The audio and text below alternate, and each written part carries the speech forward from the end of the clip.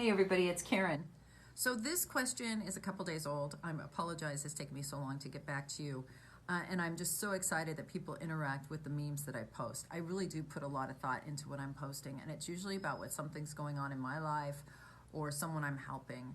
And so I love it when people ask me questions about memes or disagree with me. This one I posted the other day, and I'm sure you all saw it that follow me. It's about acceptance, and it's from an Al-Anon's point of view, and it says acceptance of an unacceptable situation or behavior is a reflection of my own self-respect, lack of self-respect. And someone kind of called me on that and said, wait a minute, I don't get it. Let's see, this confuses me. Maybe you can clear it up. If we accept the behavior, we are not being self-respecting according to this. However, if we accept the behavior and leave it up to our higher power to take care of it, then it's okay. This part confuses me about Al-Anon. Where's the difference? Okay, so there is a couple different kinds of acceptance here. So I have to accept the things I can't change, right? I can't be in denial about it. Let me give you some examples. If I'm not accepting the situation, then I'm making excuses for someone.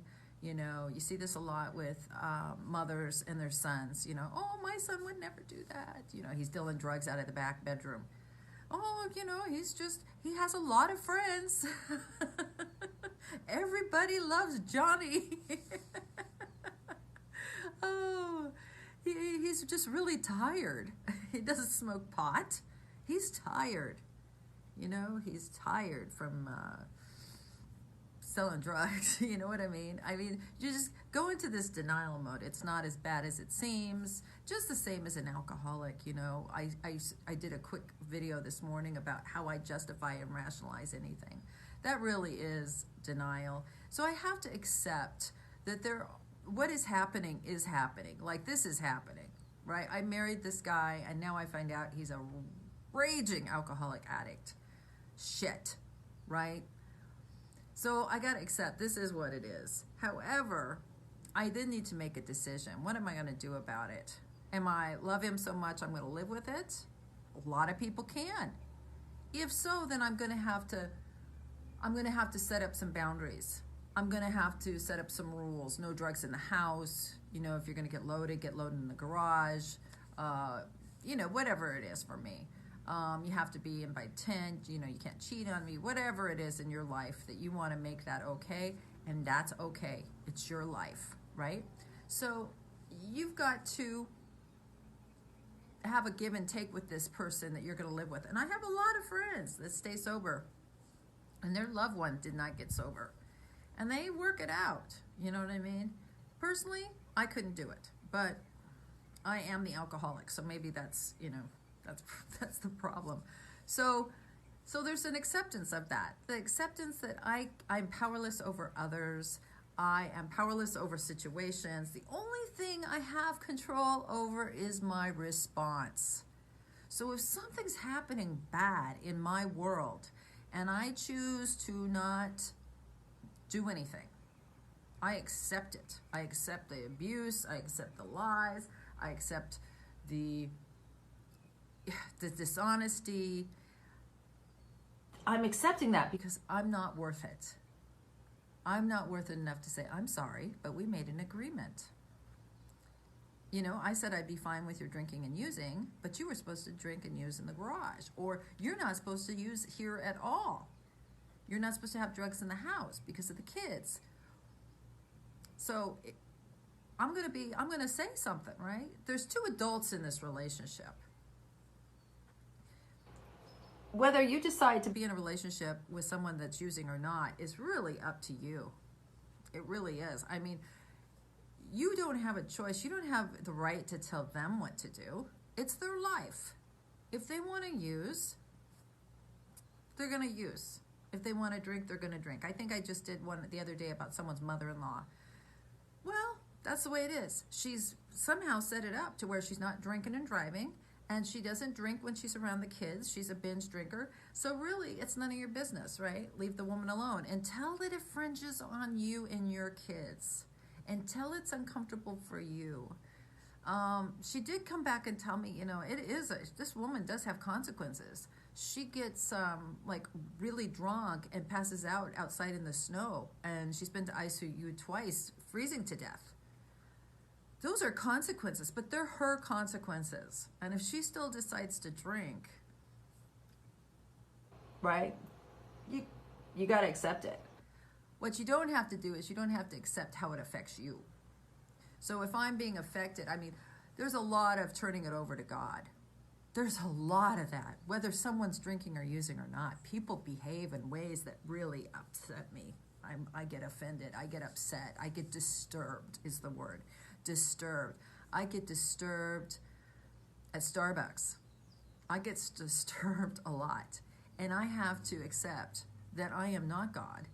And everybody has a right to do what they want to do. However, if it's not going well at Starbucks and someone starts yelling at me or pushes me out of line or hits me with a door,